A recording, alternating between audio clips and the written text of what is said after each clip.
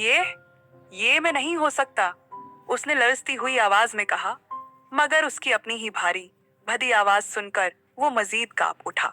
जब वो अपनी माँ के पास पहुंचा और उसे कहा कि वे उसका हाथ बटाने वापस आ गया है, तो माँ ने उसकी बात सुनते ही अनसुनी कर दी। यानी वो उसको ना पहचानी।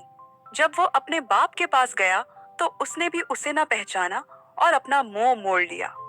जब वो बाजार से गुजरा तो लोग उसे हैरत और तंज भरी नजरों से देख रहे थे। किसी ने उसकी लंबी नोकदार नाक को देखकर मजाक उड़ाया, तो कोई उसकी गर्दन के बगैर अजीब व गरीब जिस्म पर हंस रहा था। वो सबको हकीकत बताना चाहता था, मगर उसकी अपनी ही बदली हुई शक्ल उसकी सबसे बड़ी दुश्मन थी। अब कोई उसकी बात पर यकीन क्यों करता? मायूस होकर वो एक सुनसान गोशे में जा बैठा। भूख और थकन से निढाल वो वहां जमीन पर ही सो गया। जब बोना उठा तो बोने ने हैरत से इधर उधर देखा। वो मकड़ी के जमीन पर नहीं, बल्कि एक बेकरी में था। हवा में ताजा रोटी और मक्खन की खुशबू थी और पास ही एक मेहरबान शक्ल वाला बेकर बैठा था। उठ गए लड़के? बेकर ने नरमी से कहा, मैंने तुम्हें कल रात बाजार में बेहोश पाया था। तुम भूखे भी लग रहे थे, इसलिए यहाँ ले आया। लो, ये केक खाओ, कुछ तवानाई आएगी। बूने ने शुक्र गुजारी के साथ केक खाया। वो मीठा, नरम और मजेदार था। बेकर ने बात जारी रखी, देखो बेटा, महल में एक अच्छे कुक की जरूरत है। बादशाह को खाने बहुत मुश्किल से पसंद आते हैं, लेकिन अगर तुम वाकई अच्छा खाना बना सकते हो तो ये तुम्हारे लिए एक सुनहरा मौका हो सकता है।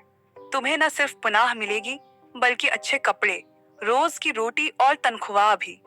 बेकर ने उम्मीद भरी नजरों से उसे देखा। तो क्या तुम तैयार हो? बोने के लिए ये एक नई जिंदगी का दरवाजा था।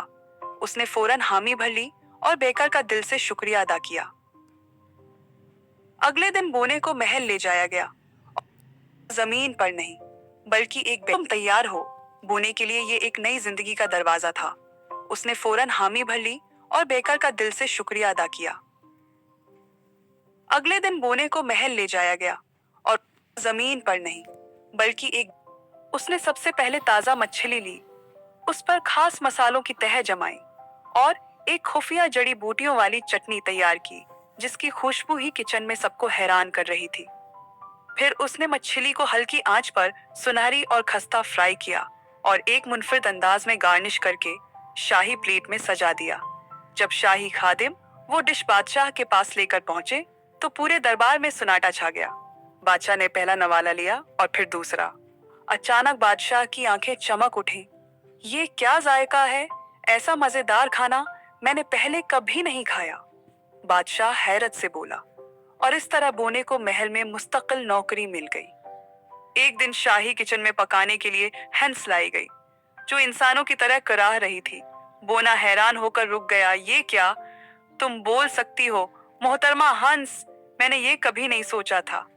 खैर, फिक्र न करो, मैं दुनिया देख चुका हूँ।